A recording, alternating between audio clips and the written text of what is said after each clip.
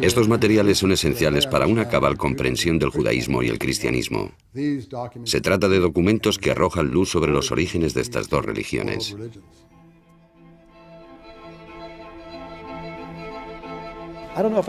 No cabe duda de que Qumran ilustra cómo era el judaísmo de Palestina en la época en la que nació el cristianismo. Jesús era un judío, pero ¿qué tipo de judío? Jesús era tan judío que si hubiese ido a una casa que no cumplía con la preparación ritual de los alimentos, no habría comido. Qumran, los manuscritos del Mar Muerto. Acaba una era de secretos. Casi 50 años después de su hallazgo, los rollos del Mar Muerto fueron publicados. Es hermoso, maravilloso. No esperaba que fuese posible. ¿Están los manuscritos al alcance de todos? Sí, es realmente asombroso. Accesibles a todos.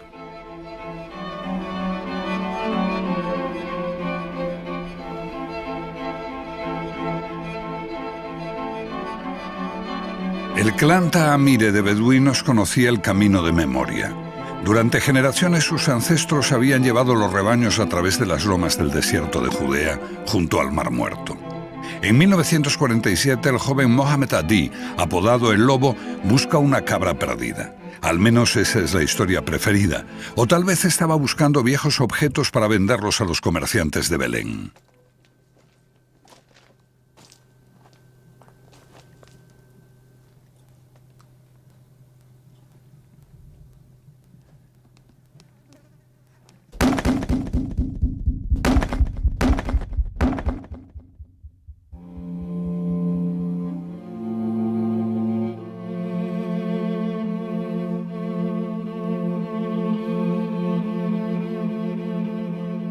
Un afortunado tiro de piedra produce un extraño sonido que reverbera en el interior de una gruta. Así fue como se descubrió la primera de las 11 cuevas en las que unos 2000 años antes, unas gentes aterrorizadas ocultaron sus textos más sagrados. Cientos de manuscritos de la Biblia, junto con comentarios y normas de su comunidad. El hallazgo más valioso y controvertido del siglo, un descubrimiento que arrojó una luz inesperada sobre la historia de la fe judía y cristiana.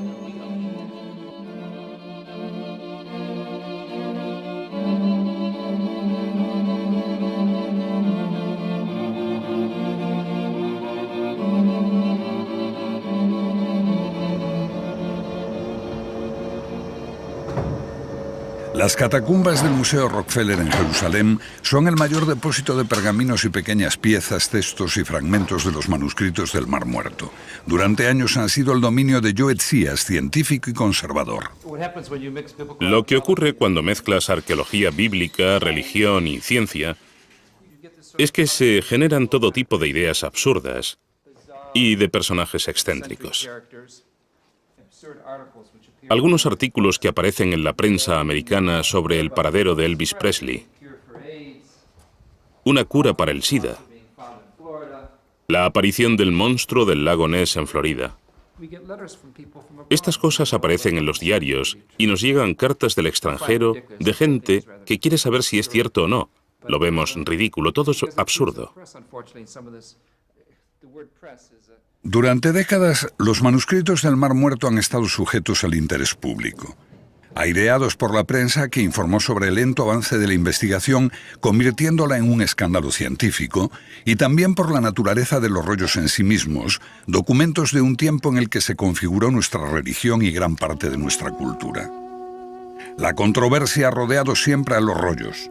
Hallados justo en el momento en que Palestina se partió en dos y surgió el Estado de Israel, estos documentos se dividieron a los dos lados de la frontera.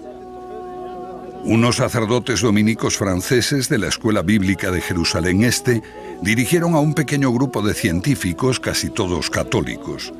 Más tarde correrían rumores de un complot del Vaticano para impedir que se hiciese pública la información que afectaba al cristianismo. Rumores infundados, porque la investigación fue muy rigurosa. Cuando aparecieron los manuscritos estaban en muy mal estado. Y muy pocos, quizá el 1 o el 2%, tenían el aspecto de rollos. El antiguo asentamiento de Qumran, sede de la gente que escribió y ocultó los manuscritos.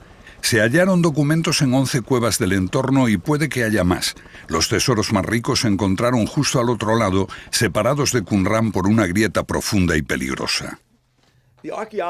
Los arqueólogos estaban excavando justo al otro lado del camino, fuera de Qumran. Iban para un fin de semana y al regreso encontraron a los beduinos que habían hallado esa gran colección de manuscritos. Justo ante sus narices. Ellos habían estado trabajando allí, pero no encontraron nada. Muchos pensaron que cuando estos lugares fueron destruidos, los romanos vieron que algunos sectarios huían e intentaban esconder algo en esta cueva. Los siguieron y descubrieron esta enorme colección de manuscritos. Entonces los despedazaron con sus espadas.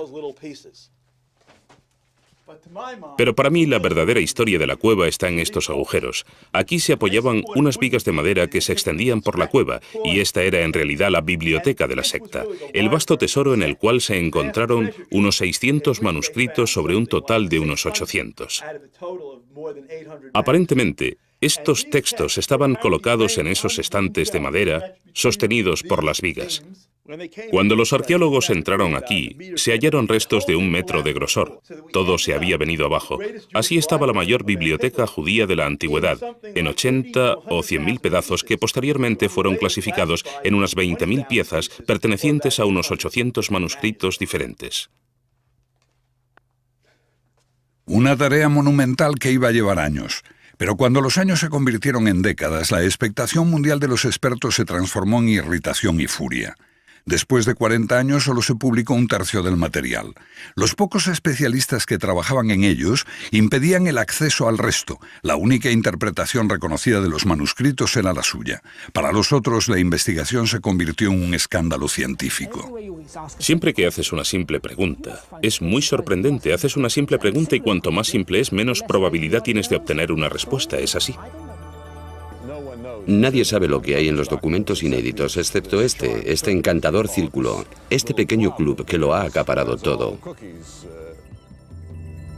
El monopolio de unos pocos estalló por otro escándalo. En una entrevista, el profesor e investigador John Strugnell, un ferviente católico, llamó al judaísmo una horrible religión que era originalmente racista. Strugnell fue destituido. Las autoridades israelíes abrieron el estudio de los manuscritos a la ciencia y se preparó una completa publicación en microfichas. En buena medida, esto vino forzado por el activismo de unos especialistas que rompieron el monopolio publicando ediciones piratas con fotografías de los manuscritos. Mientras tenías el monopolio, tenías la interpretación oficial. La interpretación oficial era la teoría oficial, la teoría Xenia. Ahora vayamos a la interpretación de los rollos. Actualmente todo está disponible y esto cambia toda la situación. Y creo que lo que vemos es totalmente nuevo, casi como una refundación de los estudios sobre los manuscritos del Mar Muerto. Ahora llegamos a la batalla de la interpretación de los rollos, el punto donde convergen todas las batallas.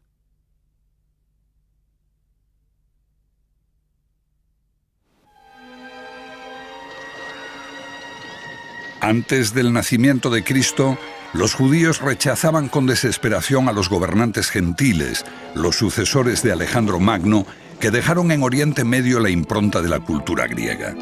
Algunos de esos gobernantes quisieron erradicar el judaísmo quemando las escrituras, erigiendo estatuas paganas en el templo para realizar ritos orgiásticos. Las mujeres que habían hecho circuncidar a sus hijos eran asesinadas con sus bebés. Bajo los macabeos, los judíos consiguieron la libertad, pero por poco tiempo. 50 años antes de Cristo, el romano Pompeyo ocupa Palestina y vulnera la fe judía entrando en el Sancta Sanctorum del templo, reservado solo para Dios. Muchos vieron la llegada de Roma como el final de los tiempos. Este final traería la catástrofe, pero también un Mesías que guiaría a los judíos en una guerra final contra el mal. Roma reservaba sus más horribles formas de ejecución para los mesías, y había varios. Crecía una expectación febril. El sentimiento de que algo dramático estaba a punto de ocurrir estremecía a los judíos. Muchos se retiraron para prepararse para este final de los tiempos. Un historiador romano llamó esenios a esos que se iban al desierto cerca del Mar Muerto. Vivían en apacible reclusión, solo con las palmeras por compañía.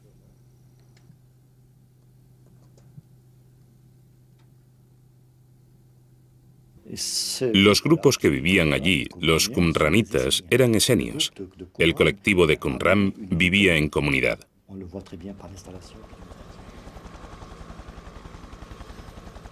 Los padres dominicos de la escuela bíblica veían Qumran como un lugar solitario en el desierto para apacibles monjes célibes dedicados a piadosos estudios que compartían sus pertenencias y eran guiados por un maestro. Algo parecido al actual monasterio que hay cerca de Qumran.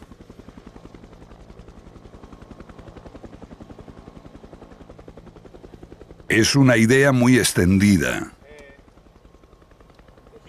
Aquí en Qumran estamos viendo la sala de los calígrafos, que es la auténtica habitación donde se escribieron los manuscritos sagrados hace más de 2000 años. Es en esta habitación donde esos escribas trabajaban duro. La mayoría cree que los rollos se escribieron en esta sala, pero ahora sabemos que se redactaron en muchas partes a lo largo de todo el país y luego se trajeron a Qumran. En un determinado momento se escondieron en las cuevas. ¿Por qué esos especialistas creían que hubo un escritorio en Qumran? Porque un escritorio es una sala para copiar manuscritos típica de un monasterio, y como la mayoría de esos especialistas provenían de ambientes monásticos, interpretaron las ruinas de Qumran como un antiguo monasterio. Ellos descubrieron el cementerio allí, pero la parte más interesante es la otra, con cerca de 1000 tumbas humanas, de las que se descubrieron 4 pertenecientes a mujeres. Ha habido muchas discusiones sobre este cementerio, porque entre el 30 o 40% de las tumbas eran de mujeres y niños. Esto parece crear tremendas dudas sobre la idea de que era una secta célibe. Y cuando lees los manuscritos, encuentras un texto que afirma que se podía tener relaciones sexuales antes del matrimonio desde los 18 años. Entonces, resulta bastante obvio, para mí al menos, que este grupo no era célibe. ¿Por qué se les identificó con el celibato? Una vez más, por esa creencia de que esto era un monasterio precristiano. Ese modelo estaba superpuesto en toda la cuestión de la naturaleza de la secta de Qumran. Aquí surge una imagen diferente. Unos manuscritos similares se hallaron en Masada. Aquí, unos judíos fanáticos, hombres, mujeres y niños, se suicidaron antes que rendirse a los romanos. Esa llamada a la combatividad fue recogida en los rollos.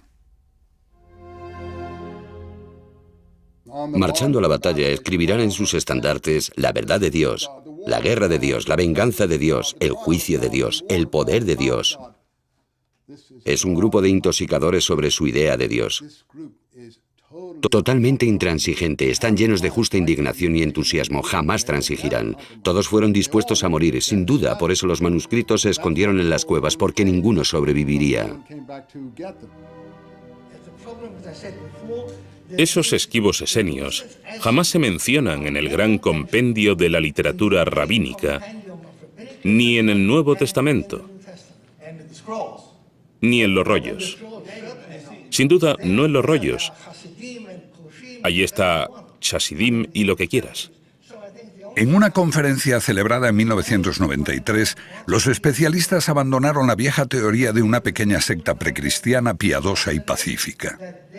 Llegamos a la conclusión de que representan una gran corriente que se oponía a la corriente racionalista que se desarrolló en el judaísmo rabínico. Qumran es solo una pequeña parte de ese movimiento, la segunda corriente en importancia. Es una literatura amplia, la más importante. Unos 800 textos desconocidos antes. No es un movimiento menor y aislado. Es la literatura del movimiento de oposición en el período del Segundo Templo. Oposición en tiempos de la llegada de los herodianos y los romanos a mediados del siglo I a.C. Si quieres información de primera mano sobre este periodo, ve a los manuscritos.